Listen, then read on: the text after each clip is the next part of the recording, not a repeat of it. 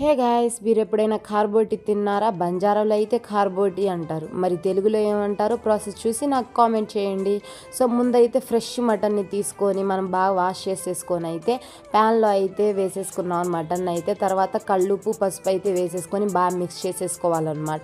Mix చేసుకున్న తర్వాత mutton అయితే బాగా గోల్డెన్ షేడ్ వచ్చేదాకా మనం బాగా కలిపేసుకోవాలన్నమాట. తర్వాత మేమైతే జామకాయ లేతాకునైతే వేస్తున్నాం అనమాట.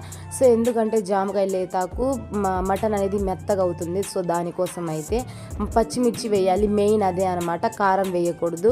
సో ప్రాసెస్ అయితే అయిపోయింది అనమాట. చూడండి, టేస్ట్ అయితే చాలా అంటే చాలా బాగుంటుంది.